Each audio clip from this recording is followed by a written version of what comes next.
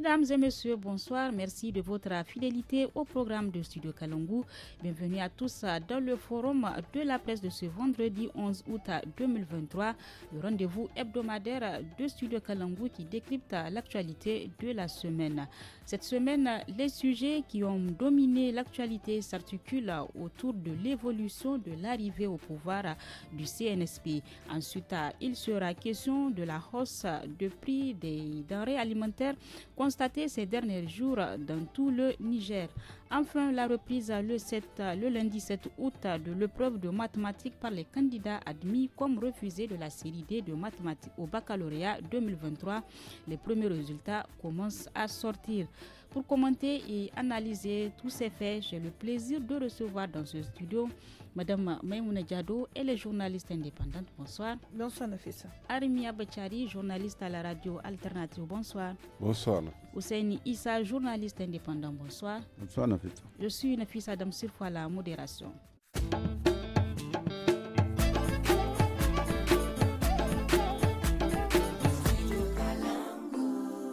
Bonsoir à tous et merci de nous suivre chez vous pour ce nouveau numéro du Forum de la presse. 2 semaines après le coup d'État intervenu au Niger, les faits se sont évolués. Le ministère français de l'Europe et des Affaires étrangères a procédé à l'évacuation des ressortissants français et de l'Europe vivant au Niger suite à des incidents enregistrés à l'ambassade de France à Niamey le dimanche 30 juillet lors d'une manifestation de soutien au Conseil national pour la sauvegarde de la patrie CNSP. Ensuite, le président du Conseil national pour la sauvegarde de la patrie, le général Tchani Abdrahman, a mis fin par décret aux fonctions de 4 ambassadeurs du Niger accrédités en France, aux États-Unis, au Nigeria et au Togo, autant pour moi. Des changements ont été apportés au niveau de la gendarmerie et de la garde nationale qui ont chacune 2 nouveaux responsables. Le couvre-feu instauré après la prise du pouvoir par le CNSP est officiellement levé. L'espace aérien est fermé à compter du dimanche 6 août 2023 pour tous les aéronefs jusqu'à nouvel ordre. Ce sont là, entre autres faits, qui sont intervenus après le coup d'État du 26 juillet. Je commence donc avec vous, Maïmouna Diado. Comment vous appréciez l'évolution des faits après les événements du 26 juillet? Merci Nafissa. Comment est-ce que j'apprécie l'évolution des faits du coup d'État donc intervenu le 26 juillet? C'est que tout marche normalement, tout fonctionne normalement, puisque... Pourquoi? Oui. Marche selon vous? Qu'est-ce que je dis? Parce que quand vous regardez, déjà, la gente a eu d'abord à faire des rencontres avec les acteurs socio-professionnels de ce pays pour d'abord leur dire le pourquoi d'abord de ce coup d'État. Et ensuite, ce qui est intéressant, c'est qu'il a appelé d'abord les secrétaires généraux des ministères pour leur dire de continuer à travailler, la relève de continuer cette relève-là. Il n'est pas question en tout cas de mettre en cause ces ministères-là parce que tout simplement c'est un coup d'État. Donc ça aussi c'est à féliciter. Et ensuite l'évolution qu'on donne, c'est qu'aujourd'hui nous sommes arrivés à un moment où déjà il vient hier justement de nommer le tout nouveau gouvernement, les membres du gouvernement. Après la nomination des gouverneurs, maintenant c'est la nomination du Premier ministre du nom de Lamine Zen. Cette fois-ci, c'est les membres du gouvernement. Et les membres du gouvernement, comme vous avez vu, il y a certains paramètres qui ont été ajustés, ça veut dire certains ministères qui se sont regroupés dans un seul ministère, comme le ministère de l'Éducation nationale, qui aujourd'hui a 3 portefeuilles. Et je m'en félicite aussi, puisqu'ils n'ont pas laissé, en tout cas, les femmes... les femmes ont quand même 4 postes, et c'est déjà bon. Parce que le poste de l'éducation, c'est une femme qui dirige ça désormais. Oui, stratégique. Le poste également le ministère des catastrophes, gestion des catastrophes. On pense que la femme, elle est mieux pour gérer certaines situations. C'est déjà bon aussi. Et il y a les 2 autres ministères, à savoir la fonction publique et également le ministère de l'artisanat, où déjà je m'en félicite, c'est vraiment elle est jeune et elle représente aujourd'hui la jeunesse. Donc il faut croire à tout ce qu'il faut faire, il faut croire aussi à la jeunesse. Et c'est la première fois qu'on voit que c'est une dame de 28 ans, en tout cas, qui a été nommée ministre. Et maintenant, l'évolution, c'est au niveau de la CEDEAO aussi. On va arriver à cette question. On va arriver à cette question sûrement. Mais je dis que tout va pour le mieux. En tout cas, les populations se sont résignées. Et il y a des manifestations de soutien un peu partout. Et comme ils ont l'habitude de le faire, quand on fait un coup d'État, normalement, on a besoin d'être épaulé par cette population. Et c'est ce qui est en train d'être fait. Et non pas parce qu'il faut épauler ces militaires, mais on parle de la sauvegarde de la dignité d'un pays. Parce que pour le développement d'un pays. Et pour nous, Nigériens, on pense que le moment est arrivé, en tout cas pour se retrouver, pour aller dans la même direction, regarder dans la même direction, parce qu'on a une seule patrie ici, c'est le Niger. Et on a intérêt à se mobiliser autour donc, de ce pays-là. Voilà pour que les choses marchent bien. Tout marche bien selon Maïmouna. M. Armi, justement, dans la nuit du mercredi au jeudi 10 août, le Conseil national pour la sauvegarde de la patrie a publié la liste de son gouvernement, un gouvernement de 21 ministres, dont des civils et des militaires. Et c'est Lamine Zen Ali, qui est à la fois le Premier ministre et ministre de l'économie et des finances, qui dirigera cette équipe. Vous, comment vous avez accueilli cette information? Écoutez, Lamine Zen, il est connu, parce que nous avons déjà pratiqué, je dirais, en tant que Nigérien, en tant que ministre aussi des Finances, oui. N'est-ce pas? Contrairement à beaucoup qui se sont succédés ces derniers temps, on n'a pas entendu parler vraiment de débordement. On n'a pas entendu de scandale à son sujet. Et de tout temps, c'est quelqu'un quand même qui a été présenté comme étant un bon cadre du ministère des Finances, un cadre chevronné. C'est lui qu'ils sont allés chercher. À un moment, les gens ont laissé circuler la rumeur selon laquelle il ne viendrait pas. Il est bel et bien là.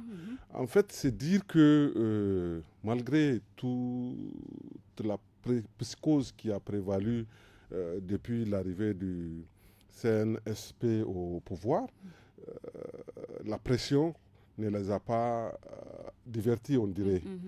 Ils sont arrivés à mettre en place le gouvernement. Et cette semaine, la deuxième semaine est beaucoup plus calme, il faut le souligner, que la première semaine qui était très agitée, et les Nigériens ont vécu un peu sous la psychose vraiment d'une intervention extérieure. Bon, moi, j'ai présenté que c'est une pression, mais personne, même les plus grandes puissances, n'ont pas le moyen de déployer toute une armée, venir envahir un pays tiers pour imposer un gouvernement. Et souvent, ce que j'ai dit, si tu viens imposer un gouvernement, tu vas aussi peut-être rester assurer sa sécurité. Mais sinon, comment ça va se faire?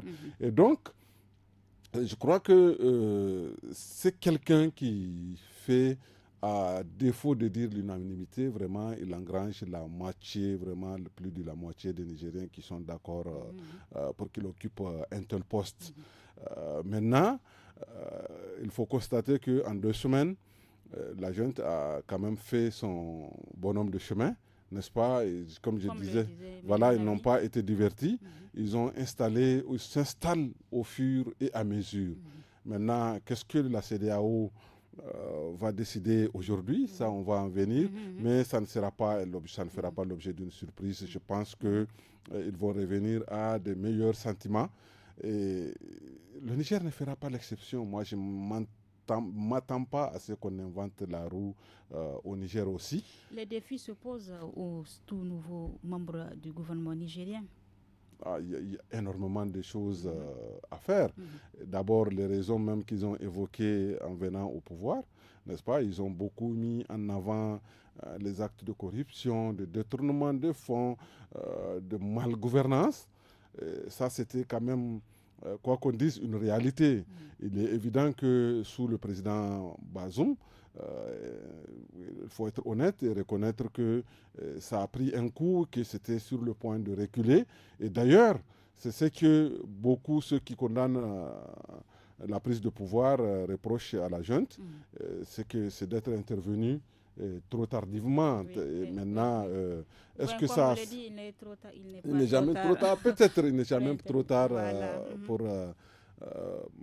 intervenir. Maintenant, l'autre aspect, je crois qu'il reste une épine dans la pied de la junte, c'est la séquestration de l'ancien président, du président Bazoum, n'est-ce pas, qui n'est pas encore libre de ses mouvements. Donc ça reste une préoccupation et je crois qu'au plan international, c'est plus qu'une préoccupation et c'est sûr qu'aujourd'hui encore, la CEDEAO va revenir là-dessus. C'est des trucs protocolaires sur lesquels ils vont prendre des décisions plus tard. Donc c'est une nouvelle équipe de 21 membres assez réduite par rapport à celle précédente qui était, je crois, de 35. Alors vous, 50. Voilà. Vous, Seyni, que pensez-vous de la composition de ce gouvernement et quelles sont vraiment les attentes vis-à-vis de ce tout nouveau gouvernement de la transition? Nafisa, c'est que, comme tu le dis, c'est un gouvernement vraiment restreint. Ce n'est pas un gouvernement politique, ce n'est pas un gouvernement de pactage. Ils l'ont demandé à personne qui tu proposes à tel poste. Ils se sont mis ensemble. Les Nigériens se sont réveillés avec une liste. Oui, mais bien sûr. Ils n'ont pas demandé à quelqu'un, mais c'est qui tu proposes. C'est pour ça que ça ne peut pas être pléthorique. Ils ont estimé qu'avec 21 personnes, il est possible de gérer les choses. Et des civils et des militaires. Et des civils, mais bien sûr, ça ne peut être que mixte. Ça ne peut pas être uniquement des militaires ou uniquement des civils. Ça n'a pas de sens. Maintenant, qu'est-ce qu'on attend du gouvernement? Bien évidemment, l'attente forte des Nigériens, c'est que tout ce qui s'est passé en amont, en tout cas sous les régimes précédents, qu'on mette les choses sur la table.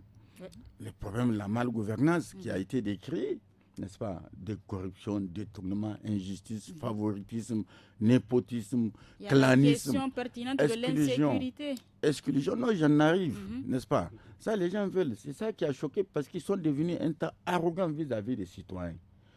Ils le faisaient de manière à visage découvert. Et quand quelqu'un critique, on considère que non, il n'a pas le droit de critiquer. Ils en ont fait une affaire, un patrimoine familial, quoi, un peu l'État. N'est-ce pas? Et ça a choqué. Et c'est ça qui fait cette mobilisation forte des populations pour saluer, parce qu'ils veulent voir mettre fin à ce genre de choses. Un pays, quand même, on ne peut pas se mettre dans une posture d'exclusion systématique de ceux qui ne sont pas avec nous. On est en démocratie. La démocratie suppose quoi? C'est que je suis au pouvoir, mais je dois tenir compte de la minorité qui existe, parce que la minorité aussi a des préoccupations. Je dois tenir compte d'un certain nombre de choses. La bonne gouvernance, je dois mettre ça en avant. L'intérêt national. Alors, ça n'a pas été fait, n'est-ce pas? C'était carrément l'arrogance. La dernière fois, si vous vous rappelez, quand la Cour de compte a présenté son rapport, même le président s'est posé la question, comment quelqu'un peut accumuler des milliards dans un pays? Mais ce n'est pas quand on va aller fouiller, c'est que certainement, c'est-à-dire que milliardaire. Les poches. Pendant que les gens crèvent de faim.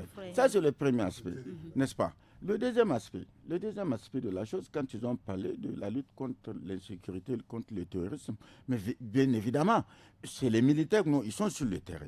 C'est eux, ils ont beaucoup plus mal de ce qu'ils constataient sur le terrain, où on tuait comme des mouches des soldats, n'est-ce pas? Et de l'autre côté, la politique sécurité est dictée par un autre pays, notamment la France, qui doit dire voilà comment il faut s'y prendre vis-à-vis des djihadistes, n'est-ce pas? Ils avaient mal. Et quand nous sortons, ceux qui ont été chassés du pouvoir, on a l'habitude de les entendre. Chaque fois, c'est pour faire la comparaison. Nous sommes encore meilleurs que le cas du Burkina ou le cas du Mali. Il n'y avait pas à faire une comparaison. Il n'y avait pas de comparaison à faire. Un seul Nigérien qui est tué par des djihadistes, ça doit être grave. Mais ils trouvaient que non, on n'a pas à se plaindre parce que tout simplement, ils ne sont pas en train de tuer beaucoup. Alors que pratiquement c'est la même chose. Ils étaient en train de tuer beaucoup de gens. Il ne se passe pas une semaine, 2 semaines, sans qu'on dise qu'il y a eu attentat à la mine, ou on dise qu'un village a été attaqué, ou qu'on dise qu'un village a été déplacé. Ça, alors, c'était des choses qui choquaient les gens quand de l'autre côté le pouvoir méprise ou le pouvoir on a comme l'impression qu'ils ne s'attendrissent même pas par rapport à ces situations-là. C'est comme si, bon, ça peut arriver. Les défis sont énormes. Mais les défis, oui. Tout ça là. Ils vont essayer de voir comment mettre les choses en place, n'est-ce pas? certainement, et c'est ça, c'est une attente forte des Nigériens, que les actes se traduisent en actes, et dans les faits, en action. Les paroles se traduisent dans les faits. Voilà. On a besoin de justice dans ce pays. On a besoin de sanctions. Ceux qui se sont mis à s'amuser avec l'argent public, ceux qui ont compromis les ressources naturelles du pays, n'est-ce pas, qui rendent gorge. C'est ça que les Nigériens attendent. Il n'y a pas de demi-mesure. Quand j'ai vu comment le pétrole a été géré pendant 10 ans, de manière exclusive, quand l'uranium, pratiquement tous les acquis engrangés par Tanja ont été abandonnés. Alors, c'est des questions sur lesquelles les Nigériens ils ont des attentes fortes vis-à-vis de la junte. Et il n'y a pas de sentiment, le sentiment ne doit pas prévaloir cette fois-ci. Il faut sévir très durement pour que ça serve d'exemple quand le pouvoir va être remis à des civils, pour que ça puisse servir d'exemple. Les attentes sont énormes, alors on espère que ce tout nouveau gouvernement soit à la hauteur. Et justement, ce gouvernement a été mis en place à la veille du nouveau sommet extraordinaire des chefs d'État de la CEDEAO sur la situation politique. Oui, Memouna, oui, en fait, je voudrais juste faire une doléance aussi. Parce que laquelle, oui? La doléance, c'est par rapport au ministère de la promotion de la femme, de la protection de l'enfant. Oui, parce que c'est un acquis que les femmes ont eu en luttant pour pouvoir avoir leur propre ministère. Et je pense que peut-être que ils ont omis ça, ou ils ont oublié, ou bien certainement qu'ils ont quelque chose, un agenda pour le ministère de la promotion de la femme. Mais ce qui est sûr, c'est qu'on réclame. Moi, je ne suis pas leur porte-parole, mais quand même, je suis quand même femme et ça me blesse aujourd'hui de savoir que mon ministère n'existe pas. On attendra pour voir dans les heures à venir peut-être que... C'est le ministère de la Culture. Oui, je crois que les réseaux sociaux, les artistes ont décrié cela. Voilà, en fait, il n'y a pas que les artistes. Le ministère de la Culture, ça prend beaucoup d'aspects en compte et je crois que c'est une omission qu'il va falloir rattraper. Il y a déjà un ministère de tourisme, ça peut aller avec. Voilà. Et puis, je crois que le ministère de Sport, ça sera le ministère de la Jeunesse et des Sports. Parce que la question de l'entrepreneuriat des jeunes et tout, c'est quelque chose qu'on nous a beaucoup vendu ces derniers temps et on ne saurait aussi l'ignorer. Donc voilà quoi. Je trouve que par contre, il y a un super ministère de l'éducation. Et ça, il faut vraiment... Voilà. Les attentes sont donc énormes vis-à-vis de ce tout nouveau gouvernement et on espère qu'il soit à la hauteur. Et ce gouvernement a été mis en place à la veille du nouveau sommet extraordinaire des chefs d'État de la CEDEAO sur la situation politique en République du Niger. Justement, le président Bola Ahmed, président de la République du Nigeria et président en exercice des chefs d'État de gouvernement de la communauté économique des États de l'Afrique de l'Ouest a convoqué un autre sommet extraordinaire de l'organisation le jeudi 10 août sur la situation politique du Niger. Les dirigeants de la CEDEAO examineront et discuteront de la situation et du développement récent au Niger lors de ce sommet. Alors je reste avec vous, Monsieur Arimi. Que pensez-vous de la tenue de ces sommets? Je crois que c'est le sommet pour la CEDEAO, vraiment pour redorer un peu le blason. Je crois qu'ils se sont un peu précipités avec le premier sommet. Ils ont pris des décisions extrêmes, n'est-ce pas, extrêmes, alors qu'en la matière, tout le monde sait que ça doit aller par étapes, n'est-ce pas, sans pour autant rencontrer même une seule fois les militaires. Ils se sont mis à prendre des décisions. Et depuis d'ailleurs plus d'une semaine, on dort dans le noir. Ça, c'est des choses vraiment sur lesquelles peut-être qu'on aura à revenir, ce qui n'est pas juste. Et les sanctions qui sont prises, hier j'ai vu la lettre des anciens dignitaires du Niger, les anciens PM, les anciens présidents qui ont demandé à ce que ça soit allégé. Et j'ai vu aussi aujourd'hui une note des intellectuels du Nigeria qui demandent la même chose. Les gens, nos frères du Nord Nigeria demandent la même chose. Je crois qu'il y a lieu de revenir là-dessus. Moi, je pense que le président Tinubu, étant nouveau à la tête de l'institution, a surcru à la capacité de cette institution dont on sait depuis les affaires du Mali et du Burkina qui a pris un sérieux coup. Et d'ailleurs, depuis le président Tanja, je dirais, parce que je me rappelle de ces anecdotes et tout. Et donc, vraiment, c'est l'occasion de se rendre à sa place initiale, c'est-à-dire que c'est une organisation communautaire qui s'occupe surtout, c'est la Commission économique des États de l'Afrique de l'Ouest, qui s'occupe surtout de l'intégration économique d'abord, et nulle part, selon ceux qui connaissent les textes de ces institutions, il n'est question d'intervention militaire. C'est ce qui a le plus secoué et je crois radicalisé les Nigériens. J'étais, moi, contre le coup d'État, mais pour rien au monde, par exemple, je le disais d'ailleurs il y a une semaine, qu'on ne peut accepter une intervention militaire dans notre pays. Aujourd'hui, sur ce plan, avant même les résultats de la réunion d'aujourd'hui, on sait que le monde entier est divisé. En Europe, la France est quasi isolée, n'est-ce pas ? En Afrique, d'abord, on connaît qu'il y a la position du Mali, du Niger, du Burkina et de la Guinée, mais aussi même au sein de ceux qui sont encore membres permanents, en fait, avec voix et tout, qui assistent actuellement à la réunion, même en leur sein, beaucoup ont attiré l'attention. Il y a une, comment on appelle, il y a eu une faille et les gens ne sont pas d'accord. Et je ne pense pas d'ailleurs que le Nigeria aurait les moyens à marcher sur Niamey, comme ça, au vu et au su de tout le monde. On intervient à la fin de l'ultimatum donné justement par la CEDEAO à la junte militaire. Vous, Maïmouna, quelles sont les conclusions vraiment attendues de ce sommet? Mais les conclusions attendues, c'est ce que Armi vient de dire. Ce sont des conclusions allégées que les peuples, les Nigériens attendent ici. Ça veut dire que tout simplement que la copie, bien les décisions doivent être revues pour alléger les souffrances. Peut-être parce que là, vous ne parlez pas de sanctions. Quand vous prenez des sanctions, il faut regarder le peuple. Les sanctions que vous prenez, sachez que c'est sur les peuples, la population qui va en pâtir. Donc, dans ce cas, faites en sorte que les décisions que vous allez prendre, ça ne soit ni des décisions où les peuples ou bien les populations vont se retrouver, en tout cas, à subir certaines difficultés face aux surenchères et autres, cette situation, les conséquences de cette situation. Donc, on attend que vraiment ça soit des décisions raisonnables, des décisions où les deux parties, chacune de ces deux parties aura peut-être le courage de venir s'asseoir sur la table et de négocier. Mais tant qu'il n'y a pas une des décisions, en tout cas qui va permettre à la junte aussi de revoir peut-être certaines choses, je pense que là, on risquerait de revenir donc à la case de départ. Parce que déjà, on ne le souhaite pas. Mais on n'a jamais vu là où on a fait un coup d'État et qu'on demande de la réhabilitation d'un président déchu. En tout cas, moi, je n'ai pas vu.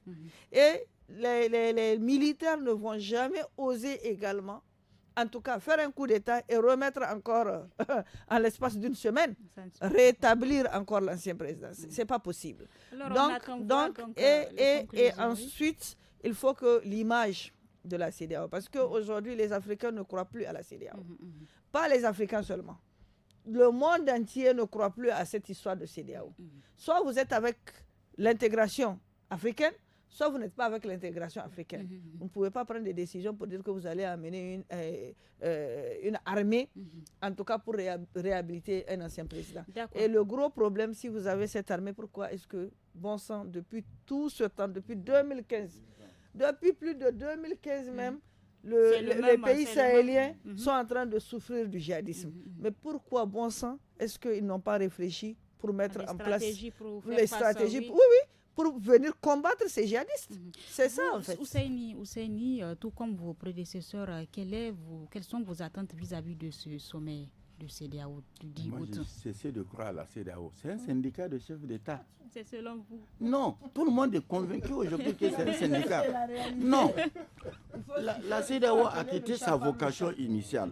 La vocation pour laquelle elle a été créée, c'était pour promouvoir l'intégration économique et des peuples. N'est-ce pas? La CEDEAO a complètement abandonné cette mission-là pour s'occuper uniquement du sort des chefs d'État, de ses militants, n'est-ce pas? Vous avez un problème chez vous, alors il y a le branle-bas. Il faut aller le sauver.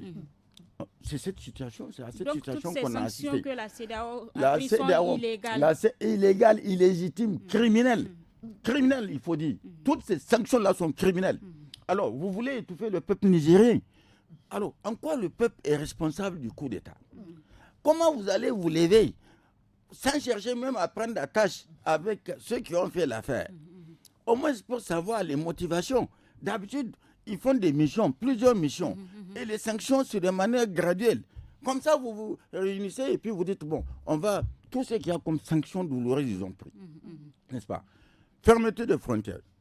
N'est-ce pas? Exclusion aérienne. Et comment on appelle? Déconnexion du Niger.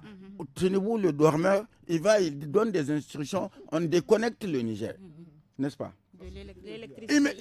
Avec effet immédiat. Oui. Alors, imaginez, ça signifie quoi? La plus grande décision, ça signifie c'est d'intervenir.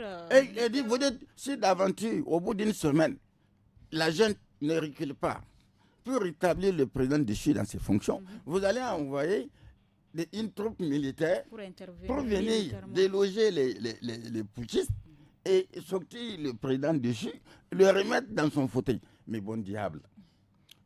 Ok, vous arrivez à le faire, même si vous réussissez à le faire. Il va diriger qui? Il faut se poser la question, il va diriger qui? Vous allez déployer vos populations pour amener au Niger? Parce que non, mais c'est un peu ça.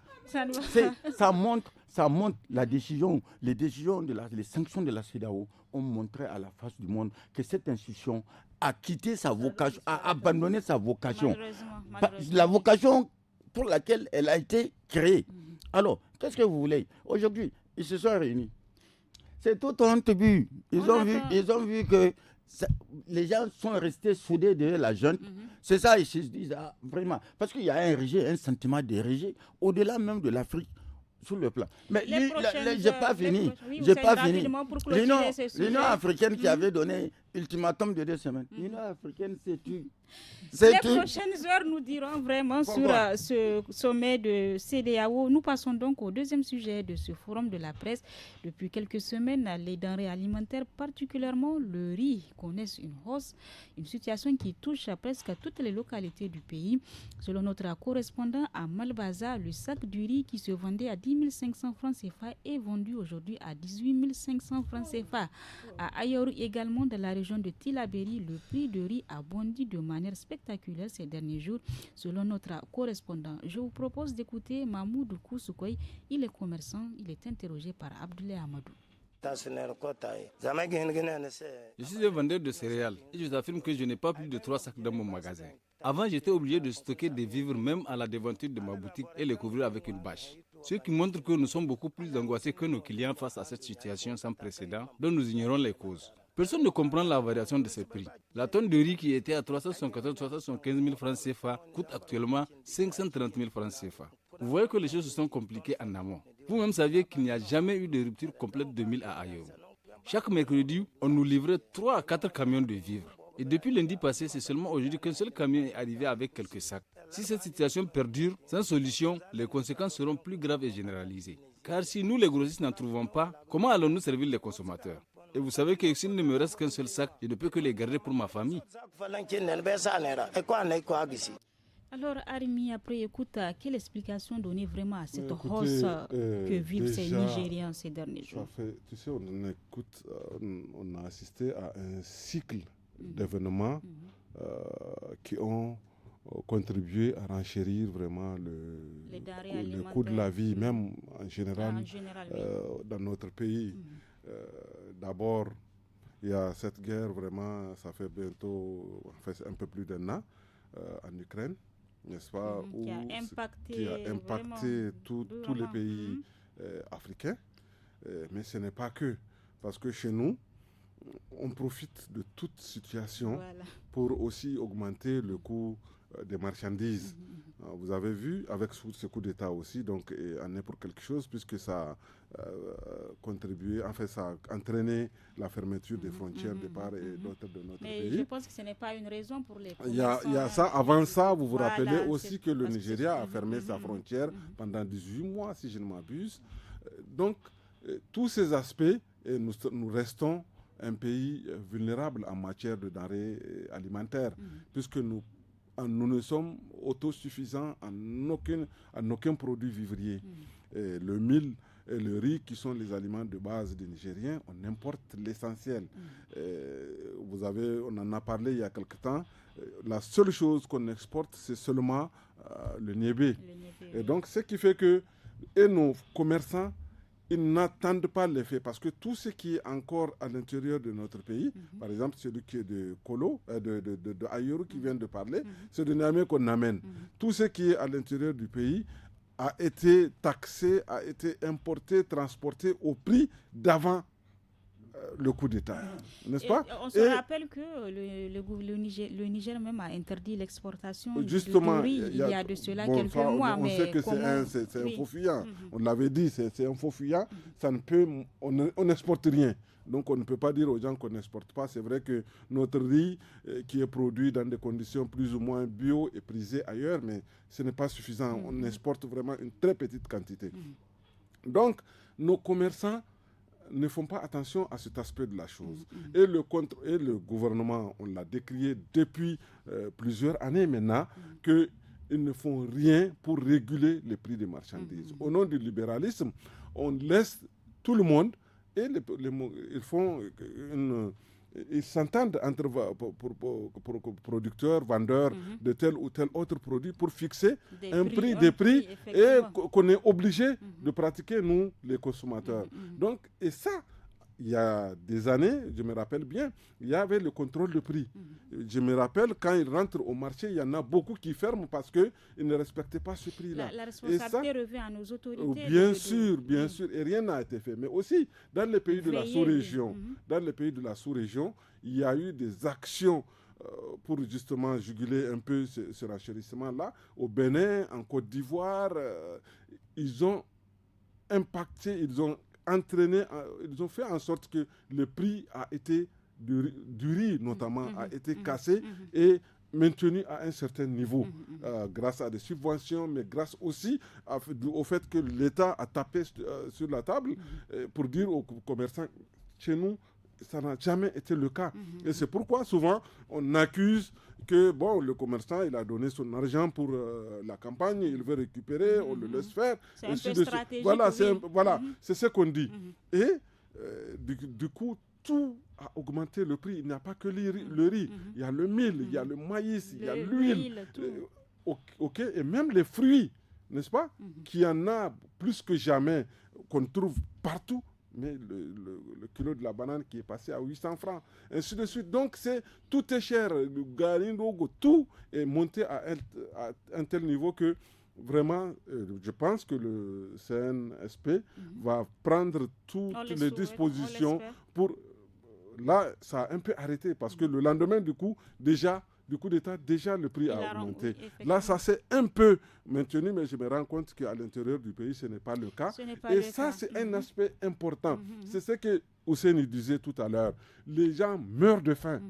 Parce que quel père de famille peut se permettre à 18 000 francs le sac de 25 kilos obligatoirement, c'est le nombre de rations alimentaires par jour qu'il va diminuer pour ses enfants. Est-ce qu'il a le choix? Qui ne s'explique pas, Maïmouna, cela impactera négativement sur la vie des citoyens? Oui, mais nécessairement, Nafissa. Et puis, on a déjà vécu cette situation. Vous avez déjà fait le constat sur le terrain? En fait, sur le terrain. Et le gros problème, c'est que les commerçants nigériens, excusez-moi de le dire, mais même si les frontières n'étaient pas fermées, on allait arriver à cela. Vous allez parce que quand on regarde, pour le mois de carême, le mois de jeûne, c'était des occasions aussi où ils ont augmenté alors qu'il n'y avait pas de raison d'augmenter. Donc maintenant, ils sont tapis dans l'ombre. Ils pensent que maintenant c'est le moment de rehausser les prix pour pouvoir avoir un chiffre d'affaires. C'est ça leur problème. Et aujourd'hui, on est dans le besoin. Le Nigérien est dans le besoin. Le Nigérien a besoin aujourd'hui de solidarité. Et je pense qu'avant même que la veille même qu'on ne constate l'augmentation de ces prix, la junte, les militaires ont eu à rencontrer les opérateurs économiques. Et je suis sûre qu'il en a discuté de comment est-ce que les deux devront faire, en tout cas, pour pouvoir améliorer, ne serait-ce que garder quelques mois pour que les Nigériens puissent ne pas sentir la fermeture de ces frontières-là. Parce que c'est les anciens stocks. C'est les anciens stocks qui sont passés de 10 500 pour le sac de riz à aujourd'hui 13 000, 14 000, 15 000 jusqu'à 18 000. Je viens d'écouter tout ça. Rien, en tout cas, rien ne justifie l'augmentation de cette hausse vertigineuse que nous sommes en train de voir sur le marché concernant le riz, les céréales et également concernant l'huile. Il faut d'abord se résigner. Il fallait attendre au moins, voir, ne serait-ce qu'un mois après, ce que ça va donner, la situation du Niger. Mais là, comme on a l'habitude de se taire, les dirigeants ont l'habitude de se taire sur ce que le commerçant est en train de faire. Donc voilà, c'est une occasion aussi. Il faut aussi sanctionner c'est ça que je suis en train de dire. On l'a toujours décrié. Sanctionner ou bien mettez un comité qui va contrôler les prix. C'est ça aussi. Parce que tant qu'on reste, on regarde, c'est le pauvre Nigérien qui va encore souffrir de cette situation-là. Pendant que d'autres se frottent les mains pour se faire des chiffres d'affaires, parce que ça c'est une honte. Quand tu viens chez un commerçant et tu sais que c'est l'ancien stock qu'il est en train de vendre à 15 000, 18 000, tu lui demandes c'est quoi, qu'est-ce qui a fait qu'aujourd'hui ils vendent le sac à 15 000, il va te dire non, tu n'as pas entendu que les frontières sont fermées. Non, mais, rien ne justifie cette hausse de prix. Alors vous, M. Ousseini, on sait que déjà fin juillet, comme le disait Memouna, le président du Conseil national pour la sauvegarde de la patrie, a rencontré les opérateurs économiques regroupés au sein de la Chambre de commerce et d'industrie du Niger. Alors que doit-on attendre de ces derniers vraiment qu'est-ce qu'ils pourraient apporter pour faire face à cette hausse des prix? La hausse est là. Malheureusement, après la rencontre. Si elle pouvait apporter quelque chose, on n'aurait pas dû assister à cette hausse-là. C'est une hausse vertigineuse. Ils ont rencontré, ils ont pris des engagements qui vont assurer l'approvisionnement. Ils ont pris des engagements qui vont contenir les prix. Mais malheureusement, ça ne se passe pas. Mais alors, ça veut dire qu'entre ce que les gens vont aller dire quand on les rencontre et ce qui se passe sur le terrain, c'est deux choses complètement différentes. Alors, comment sortir de cette situation? Comment sortir de cette situation? Si tu as de l'argent, tu peux accéder à la nourriture. Déjà, les Nigériens s'approvisionnent. Non, le problème, c'est la défense de l'État. Moi, je dis quelque part, c'est la défense ou c'est l'abandon des citoyens à leur propre sort par l'État. Quand Arimi a commencé à citer, avant la guerre de l'Ukraine, il y a eu le Covid. Oui. Il y avait ce Covid-là entraîné, comme avait dit, un surenchèrement, une surenchère. Quand ça monte, ça ne descend pas. Ensuite, il maintient le prix. Quand les gens est passé de 11 000 à 10 000. Voilà. Non, quand ça vient à 11 000, quelles que soient les facilités, ça ne descendra pas. Alors, un œuf qui se vendait à 100 francs aujourd'hui, c'est à 125. Où tu peux pas. L'ancien ministre qui s'agite dehors aujourd'hui, l'un des fuyards, qui s'agite dehors. Quand il y avait eu les comment on appelle ça, je l'ai entendu dire que c'est la loi du marché de l'offre et de la demande. N'est-ce pas? Pour justifier un peu le renchérissement du coût de la vie, que c'est le prix, l'offre et la demande. N'est-ce pas? Aujourd'hui, les gens réalisent, parce que le niveau de vie, ou du moins les revenus des populations n'augmentent pas. Mais de l'autre côté, les produits. Mais qui doit faire la régulation? C'est bien l'État. C'est pas quelqu'un d'autre. Le consommateur, lui, il est obligé. Il est obligé d'aller acheter à manger. Si on vous dit c'est que vous avez l'habitude d'acheter à 50 francs, on dit ça a passé à 50. Alors, vous en avez besoin, vous l'achetez par n'importe quel moyen, ou vous n'avez pas les moyens, vous renoncez carrément à ça. Ça veut dire qu'il y a un abandon. Moi, je vais dire, comment faire? Il n'y a rien à faire, il faut que l'État crée les conditions pour pouvoir amener les commerçants, y compris en créant les conditions de retour du dispositif de contrôle, le système, le mécanisme de contrôle, pour pouvoir sanctionner les commerçants. On le souhaite vraiment pour sortir. Je pense qu'après quand ils auront fini leur nomination et tout, peut-être qu'ils vont s'atteler à ça.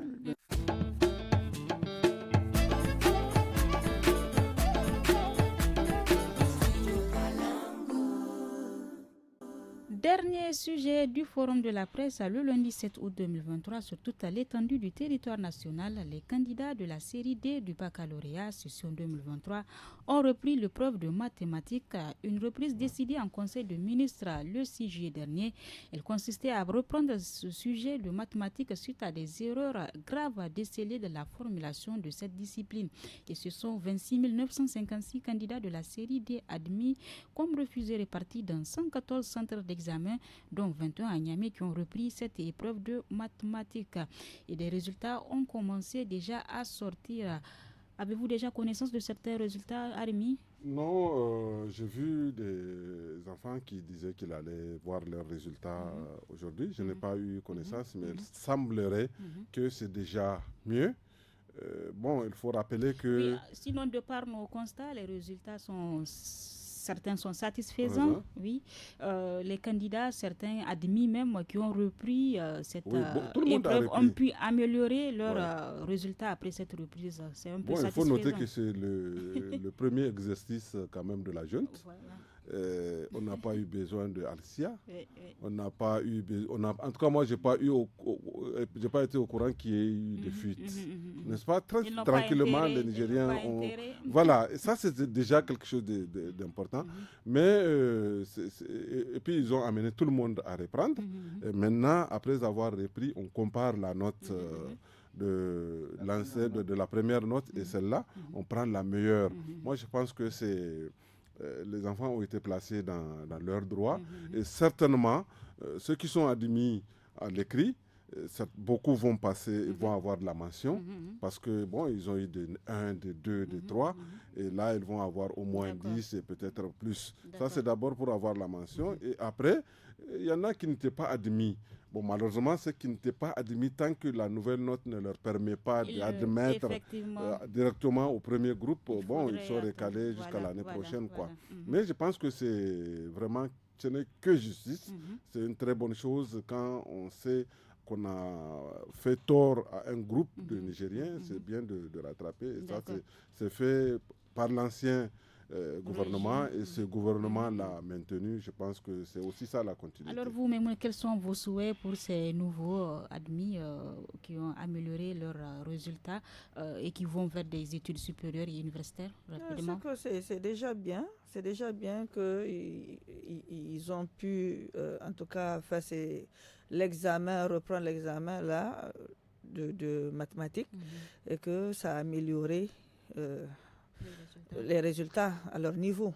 Maintenant, on leur souhaite bon vent et que certainement qu'ils vont en tout cas s'améliorer davantage parce que c'est un parcours qui reste encore à franchir. Voilà, les études supérieures, c'est maintenant que ça commence même. C'est maintenant que ça commence. Ousseinissa, les erreurs décelées dans ces épreuves ont été décriées par bon nombre de personnes. Alors vous, que recommandez-vous aux nouvelles autorités pour que les prochains examens à venir soient organisés dans la transparence? Vous savez, Nafisa, c'est que le problème de ce pays, c'est qu'il n'y a pas un secteur qui n'est pas gangréné par la corruption, par des mauvaises pratiques, par l'incompétence et tout. Malheureusement, oui. N'est-ce pas? Il faut qu'on crée les conditions, désormais, qu'on crée les conditions pour pouvoir lutter véritablement contre ces fléaux-là, n'est-ce pas? L'école est gangrénée. Ça dit tout est affaire d'argent, n'est-ce pas? C'est ça qui nous a amenés là. À l'époque, quand on faisait les examens, ça ne suscitait aucun bruit. Les gens vont, on ne parle même pas de fuite ou de ceci, cela. Aujourd'hui, chaque année, il faut juste assez qu'on mette une institution qui est chargée normalement de traquer les délinquants à col blanc, qui s'occupe, qui descend jusqu'à ce niveau-là pour aller vérifier des examens. Quand c'est concours, c'est fraude. Quand c'est, comment on appelle ces fraudes? Il faut qu'on puisse mettre fin à ça, n'est-ce pas? Et créer les conditions pour que les gens, ils comptent sur eux-mêmes, c'est-à-dire que ce soit les étudiants, que ce soit les travailleurs, mais que de compter sur les mamelles forcément de l'État. si vous regardez un peu une chose, moi, c'est pour ça que je suis en train de dire, on est dans une période d'observance de la junte, n'est-ce pas? C'est-à-dire créer les conditions, on voit tout le monde qui s'agite là. Il y en a qui les prochains jours nous diront beaucoup plus. Alors qui s'agitent parce qu'ils s'attendent à des nominations de ceci, cela. Comme le disent les Américains, wait and see alors. Et c'est ici que se referme à ce numéro du Forum de la presse de ce vendredi 11 août 2023. Merci donc à nos invités, Memouna Diado, journaliste indépendante, à Arimi Abouchari, journaliste à la radio alternative, et Hussein Issa, journaliste indépendant. Merci à tous de nous avoir suivis. N'oubliez pas le rendez-vous du week-end avec l'actu des jeunes suivi de tous à la FADA à partir de 17h et les forums en Hausa et Zarma à partir de 18h15. La technique est assurée par Amin Hassan, la régie vidéo Seni Isaka. Je suis Nafisa Adam Sirfa à la modération. Très bon week-end à tous.